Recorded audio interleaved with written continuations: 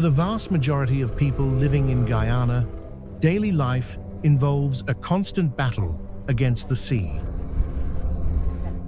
They reside on a fragile, low-lying coastal plain that is protected from the Atlantic by a long, man-made seawall and an intricate system of sluice gates. But just off this vulnerable coast, a completely different resource is rapidly transforming the nation's future: massive offshore oil reserves. Meanwhile, the deep interior remains an ocean of dense tropical rainforest, covering over 80% of the country. Today, this small nation stands caught between three immense forces: the encroaching sea, the untamed forest, and the unprecedented wealth of oil. And here lies the ultimate paradox. Guyana is poised to become one of the fastest-growing economies in the world. Yet many families here still navigate vulnerable infrastructure and the constant threat of flooding. It forces an urgent question. When billions in oil money begin flowing into a country carved by wild rivers and ancient forests, how exactly will the lives of ordinary people change?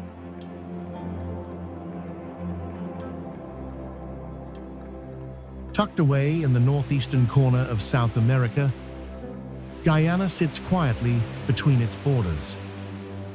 It holds a unique distinction as the only country on the continent where English is the official language. Yet, its true heartbeat does not belong to traditional South America. It belongs to the Caribbean. A warm, rhythmic pulse you can feel instantly in the culture, the music, and the streets. The very name Guyana is often translated to mean the land of many waters. And looking down from above, you see exactly why. It is a land defined not by mountains, but by mighty rivers that carve paths through an ancient emerald world. These flowing silver and brown ribbons, the Essequibo, the Demerara, and the Berbice, are the absolute lifelines that dictate transportation, the economy, and where communities are born. But this map reveals a stunning geographic paradox. Recent census data shows that roughly 87% of the population is squeezed onto that fragile strip of civilization wrested from the sea.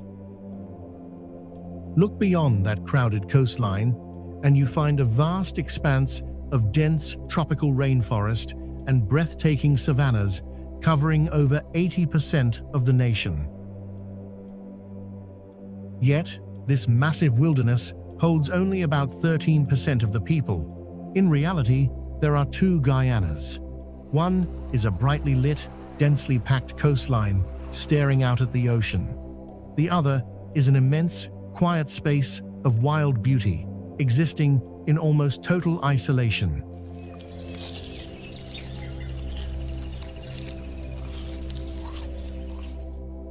Life in Guyana is governed by a rhythm that is deeply attuned to the natural world. But for those living along the crowded coast, that rhythm is dictated primarily by the daily tides and the heavy seasonal rains. The day begins early with the first light of dawn, and almost immediately, a collective eye turns toward the sky and the water. Climate change here is not discussed using apocalyptic language or distant statistics. It is experienced in the most practical, everyday terms.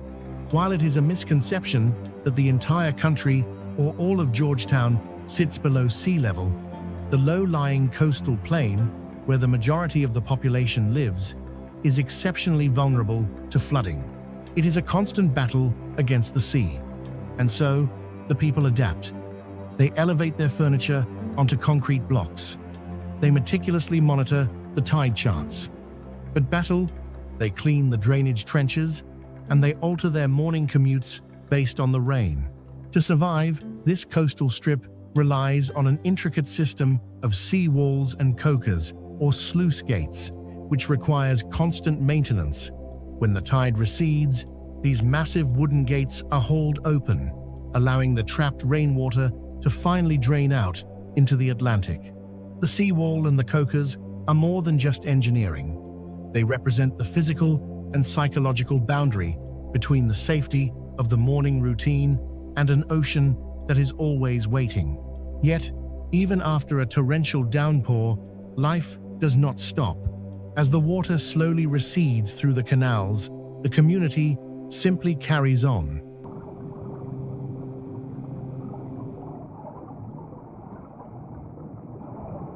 By mid-morning, the local market becomes the vibrant, beating heart of every coastal community.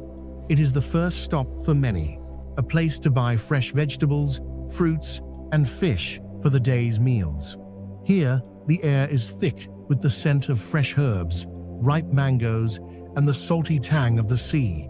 The sounds are a lively mix of commerce and conversation, the rhythmic chop of a vendor's cutlass, the good-natured haggling between shoppers and sellers, and the constant friendly exchange of local news. These markets are more than just places of business. They are the social centers of the community, where relationships are as important as transactions, and shopkeepers know their customers by name. To travel back home, residents board the minibus, a quintessential Guyanese experience. These brightly decorated vans are the workhorses of the public transport system and are always filled with the sound of music.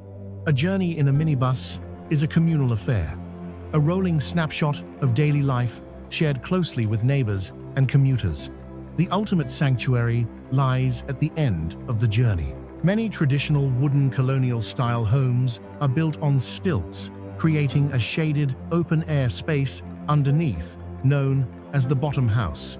This is a vital social hub, a place to hang a hammock, repair a fishing net, or simply sit and hang out with neighbors to escape the midday heat. Grandparents, like the Aja and Aji, or the Nana and Nani, play a central role in raising children and passing down wisdom. The cuisine is a direct, flavorful expression of a deeply multicultural heritage. A simple dinner table holds generations of history. A savory one-pot dish of cook-up rice, simmered in coconut milk with beans, is a comforting staple of the weekly menu. A rich, aromatic chicken curry served with soft, flaky roti reflects the profound influence of the Indo-Guyanese community. And the national dish, pepper pot, a slow-cooked meat stew flavored with a thick black cassava sauce called kasarip, carries the ancient knowledge of the indigenous peoples and the warm memories of Christmas morning. But to truly understand the faces gathered around this table, we must look back, because the ingredients they share and the bloodlines they carry were brought to this soil across centuries of incredibly painful yet remarkably resilient history.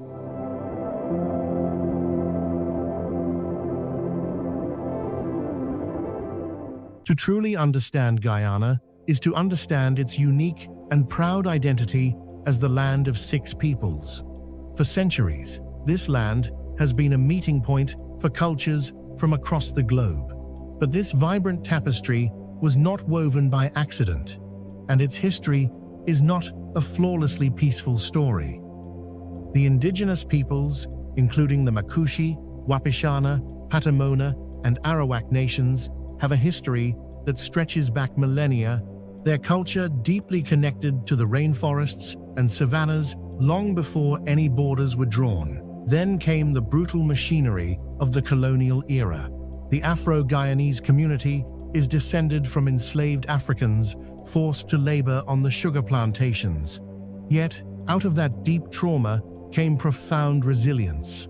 After emancipation, they established free villages, buying land collectively and creating a powerful legacy of community and self-sufficiency. To fill the void in the fields, indentured laborers were brought from India in the 19th century to work those exact same plantations. They brought with them their religions, their food, and their traditions, which have become integral to the national culture. Alongside them came those of European, Chinese, and Portuguese descent, each adding to the complex social structure.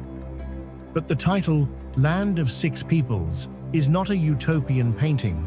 It is an acknowledgement of a highly complex reality. The remarkable harmony you see today, where traditions are shared by all in a testament of mutual respect, was built upon layers of survival and deep-seated historical divisions. The coexistence is real, but it was forged through necessity and shared struggle. And the physical scars of that history are still written directly into the earth. Because, for generations, the survival of this nation was measured in the mud of the plantations.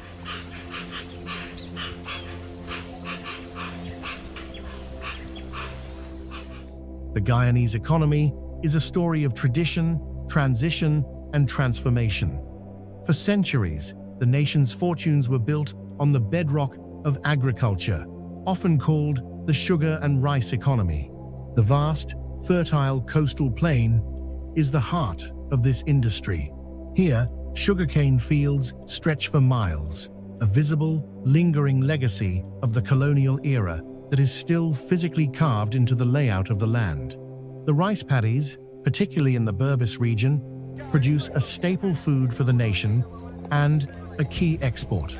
The rhythm of planting and harvesting still dictates the pace of life for thousands of families in these rural communities. But there is absolutely nothing romantic about this existence. Let us follow this farmer for a complete day. His commute is long and physically draining. His income is not a guaranteed, bi-weekly direct deposit. It is a fragile, high-stakes gamble. His survival is entirely dependent on the unpredictable mercy of the weather, the constantly shifting costs of imported fertilizers, and the ruthless fluctuations of global market prices. It is the exact same story on the water. Along the coast and up the rivers, fishing remains a vital way of life, with small boats heading out at dawn to bring back the day's catch for local markets. The parents, swinging the heavy cutlasses in the cane fields and pulling the soaking nets from the sea, do so with one desperate hope: that their children will have a more stable life. They push their kids toward education, toward the air-conditioned offices and the booming construction sites of Georgetown. But this creates a heartbreaking paradox for the old economy. As the dazzling promises of the new oil and service sectors draw the younger generation away, a profound anxiety settles over the coastal villages. If the youth finally escape the grueling labor of their ancestors, who will be left to harvest the fields that built this nation?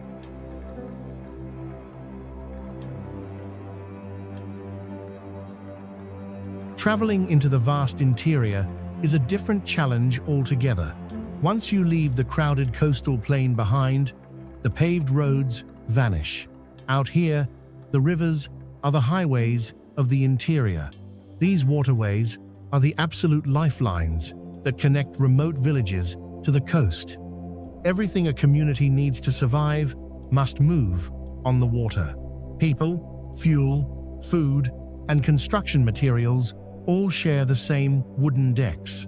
When the heavy rains come, the rough inland dirt roads become completely impossible to navigate, instantly turning a journey of a few hundred kilometers into a grueling, multi-day ordeal.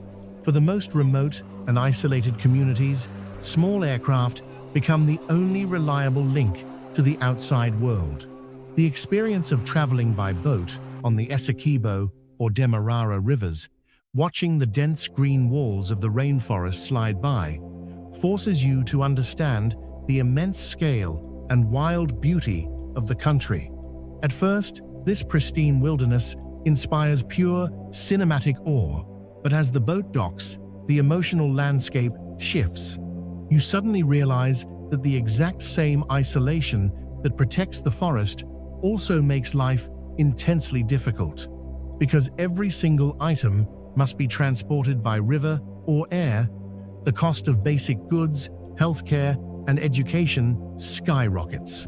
Yet, this isolation is no longer a total blackout.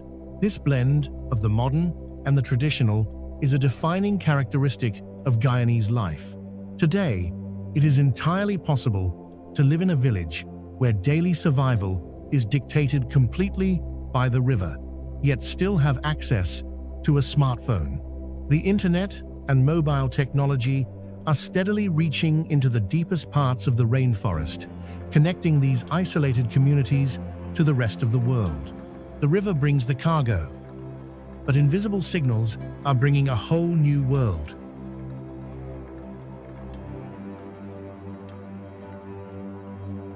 Further south, where the rivers widen and the landscape dramatically transforms, we find the indigenous peoples. Life in the indigenous communities of the interior is deeply intertwined with the forest and the rivers. For the Makushi, Wapishana, and other nations of the Rupununi and the rainforest regions, the environment is much more than a scenic backdrop. It is their pharmacy, their supermarket, and their spiritual home. Profound traditional knowledge of plants for medicine, of hunting and fishing techniques, and of sustainable farming practices has been passed down for countless generations. But it is a dangerous mistake to view these people through a romanticized lens, as if they are simply ancient museum exhibits frozen in time. They are a society actively navigating transition. As the internet and mobile technology slowly connect them to the outside world, creating new opportunities and changing how people communicate, they are embracing the tools of the 21st century. Today, indigenous communities are fiercely fighting for the legal management of their land and the right to participate in the political decisions that directly affect their traditional territories. Here, women and young people are not just passive observers. They are raising their voices, leading ecotourism initiatives, and advocating for their rights. But this collision of the old ways and the new places, an immense, heavy burden on the shoulders of the youth. They are faced with a relentless daily choice. Do they stay in the village to maintain their ancestral languages and protect their land? Or do they follow those new digital signals out to the coastal cities, the government offices, or the grueling mining camps in pursuit of a modern paycheck? It forces a painful, emotional question that strikes at the very heart of this region.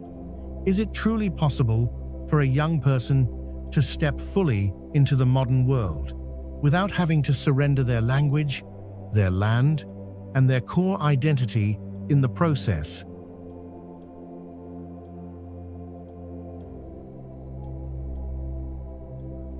The rainforest is not merely a sanctuary, it is a vault. For decades, mining for gold and bauxite has drawn people deep into the remote rainforest regions. This is not the corporate, sterilized environment of the modern world. Life in a backdam mining camp is tough, isolated, and often dangerous, a world away from the farms and offices of the coast.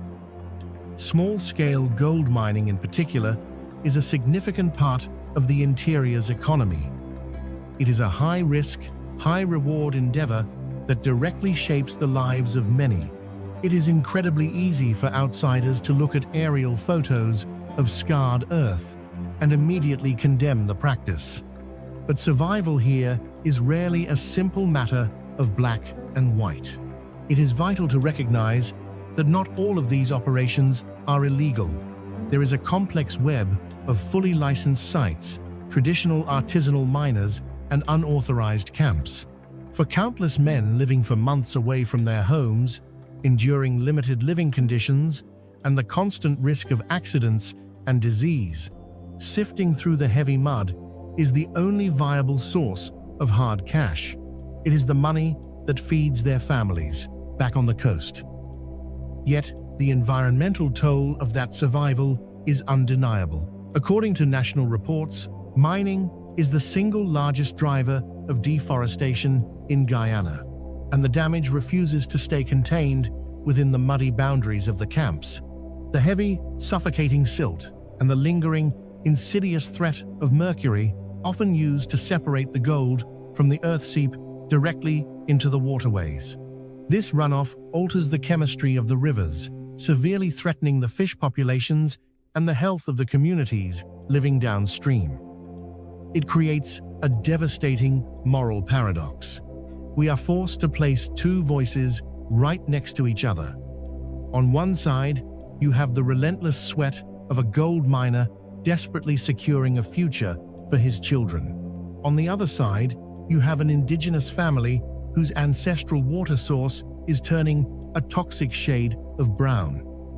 When a family must mine the earth to live, but a community downstream might lose their clean water because of it, how exactly do we measure development?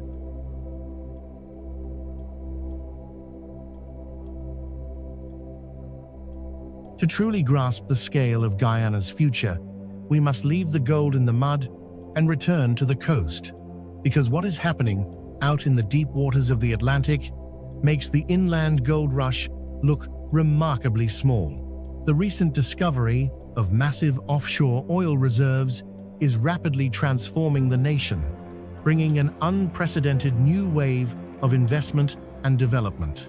Since commercial oil extraction officially began in late 2019, the trajectory of the entire country has violently shifted upward. According to the International Monetary Fund, Guyana recorded exceptionally high average real growth rates between 2022 and 2024, driven almost entirely by the expansion of oil extraction and the massive public investments in infrastructure that followed. In Georgetown, this new reality is visible in the changing skyline, the sudden, choking increase in traffic, and the growing, heavy presence of international companies. But there is a dangerous illusion hidden inside macroeconomic numbers. A soaring national GDP does not mean that every household instantly becomes wealthy. While the oil flows, so does inflation. The intense demand for housing and services has driven up land prices and the basic cost of living, placing a crushing pressure on those outside the oil sector. The public sector remains a major employer, with the daily life of a government worker in Georgetown providing a stable, if incredibly modest, counterpoint to the multi-billion-dollar boom happening just off the coast. This unprecedented wealth forces urgent, highly complex questions. Do local residents currently possess the specialized skills and education required to access these high-paying industry jobs? How exactly will billions in petrodollars be translated into reliable electricity grids, world-class hospitals, and better schools? Will the deep interior receive an equitable share of the benefits, or will the traditional agricultural and fishing sectors simply be left behind in the dust of progress? Guyana is now a society standing with one foot firmly in its traditional agricultural past, and the other stepping aggressively into a future as a major player in the global energy market. And for the young people watching their city change before their very eyes, this new reality forces a deeply personal and permanent decision.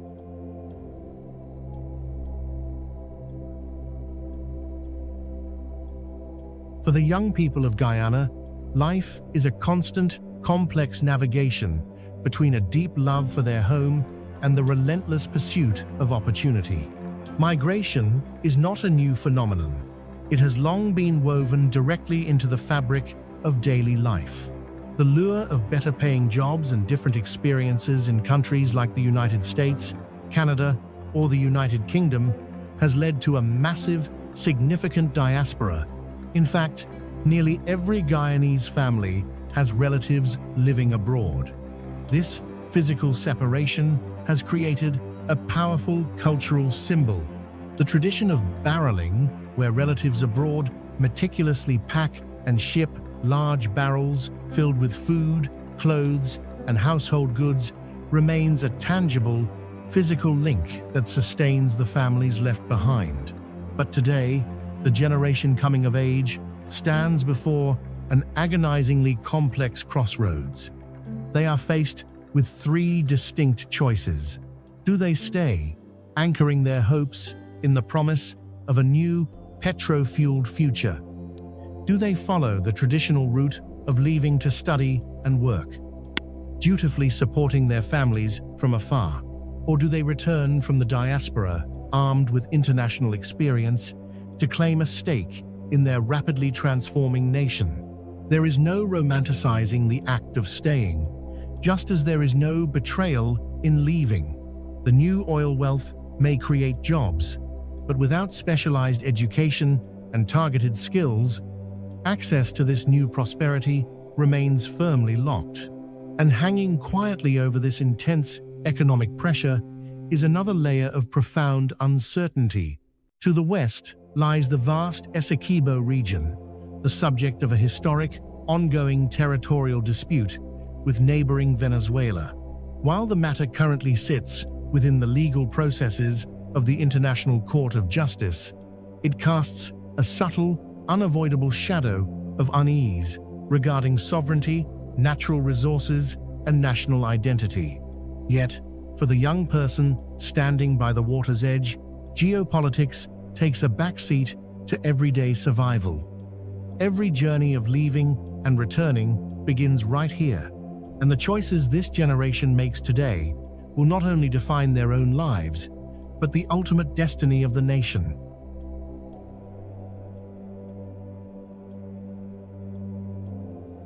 Guyana is no longer a nation standing at a crossroads, debating whether or not it should change.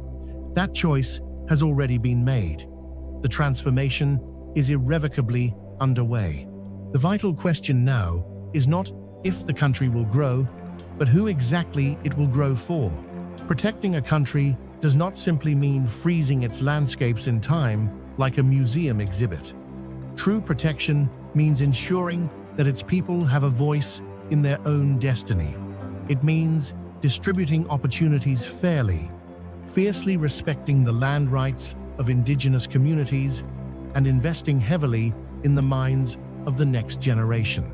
It means refusing to let the ancient rivers and the emerald forests become the acceptable collateral damage of an economic boom. So, in a world that offers endless possibilities and intense external pressures, what is the powerful force that anchors people to this land?